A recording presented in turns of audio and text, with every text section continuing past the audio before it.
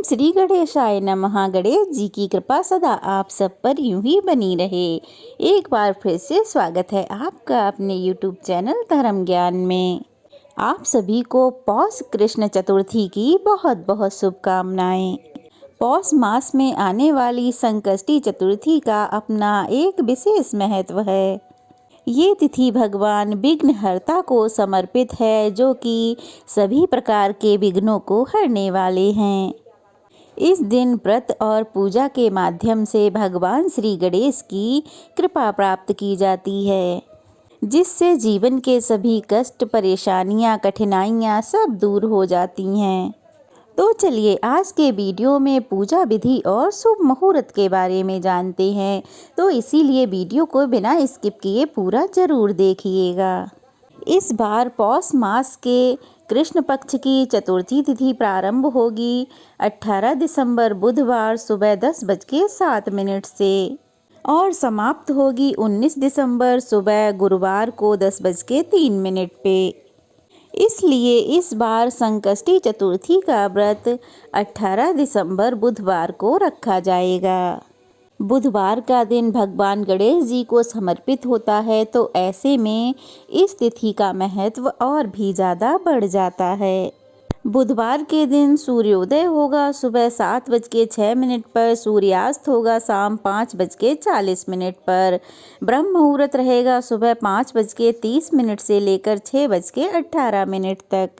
इस दिन पुनर्वसु और पुष्य नक्षत्र का दुर्लभ योग भी बन रहा है, जिसमें पुनर्वसु नक्षत्र सारा दिन रहने के बाद मध्य रात्रि 12:44 पर समाप्त होगा। उसके बाद से पुष्य नक्षत्र प्रारंभ हो जाएगा और इस बार का पुष्य नक्षत्र गुरु पुष्य नक्षत्र होगा।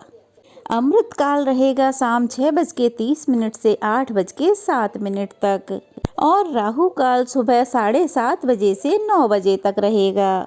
चतुर्थी के व्रत में दिन भर व्रत रखने के बाद शाम को चंद्रोदय के समय चंद्र देवता को अर्घ्य देकर चंद्र देवता की पूजा करके व्रत खोला जाता है और बिना चंद्र देवता की पूजा के यह व्रत अधूरा रहता है।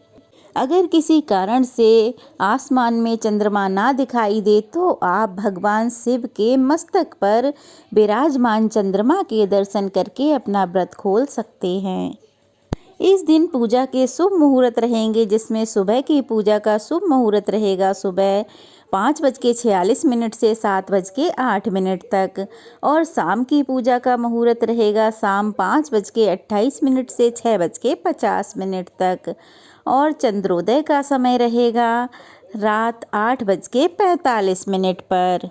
तो इस समय के बाद से आप कभी भी मध्य रात्रि रात के 12 बजे से पहले पहले अपना उपवास खोल सकते हैं। संकष्टी चतुर्थी के व्रत में जहाँ तक हो सके नमक का सेवन करने से बचना चाहिए और अगर नमक का सेवन करना बहुत ज़रूरी हो तो फिर आप सेंधे नमक का सेवन कर सकते हैं। इस व्रत में भगवान गणेश को तिल, गुड़ और मूंगफली आदि का भोग लगाया जाता है और खुद भी इन्हीं चीज़ों को ग्रहण करके व्रत का पारण भी किया जाता है। अन्न अगले दिन ही ग्रहण करना चाहिए। संकष्टी चतुर्थी के दिन चौथ माता की पूजा करके चौथ माता की कथा भी सुननी चाहिए और भगवान गणेश जी की कथा का और पूजा का पुण्य फल तभी प्राप्त होता है जब चौथ माता की कथा सुनी जाए। इस व्रत में दिन भर निराहार रहा जाता है और चंद्र दर्शन करने के बाद गणेश जी का पूजन करें और अगर यदि हो सके तो शाम के समय आप ब्राह्मण को अपने घर पर आमंत्रित करके उन्हें भोजन करा सकते हैं। अपने घर के आसपास के मंदिर में दान दक्षिणा भिजवा सकते हैं। अगर उस दिन दान करना संभव ना हो तो अगले दिन दान जरूर करें। मुग्दल पुराण के अनुसार इस दिन वक्रतुंडाय होम मंत्र का जाप करना चाहिए। भगवान श्री गणेश के कुछ विशेष मंत्र हैं। ओम वक्रतुंडाय होम, ओम श्री गणेशाय नमः, ओम गंग गणपते नमः या फिर वक्रतुंड महाकाय सूर्यकोटि समप्रभा, निर्विघ्नं कुरु मे देव सर्व कार्येषु सर्वदा। चतुर्थी तिथि के दिन कुछ खास उपाय भी आप कर सकते हैं, जैसे कि संतानहीन दंपत्ति या संतानहीन महिला इस दिन संतान की कामना से भगवान गणेश जी का उपवास करके उनकी पूजा करे, श्रद्धा से व्रत करे तो उसे संतान सुख अवश्य ही मिलता है। जीवन में चली आ रही बाधाएं भी समाप्त होती हैं। भगवान गणेश जी और चौथ माता सबकी मनोकामना पूर्ण करते हैं। चतुर्थी के दिन समी के पेड़ का पूजन करने से गणेश भगवान जी प्रसन्न होते हैं और उन्हें समी के पत्ते अर्पित करने से दुख दरिद्रता दूर होती है। भगवान गणेश को सिंदूर अति प्रिय है, इसलिए चतुर्थी का व्रत करने वाले को भगवान गणेश जी को सिंदूर का तिलक लगाकर स्वयं भी तिलक लगाना चाहिए। चतुर्थी के दिन भगवान गणेश जी को गेंदे के फूल चढ़ाकर उन्हें गुड़ और मोदक का नैवेद्य अर्पित करें। इस उपाय से हर काम में सफलता प्राप्त होती है। यदि खुद का घर बनाने की या खरीदने की इच्छा है तो श्री गणेश पंचरत्न का जप करें।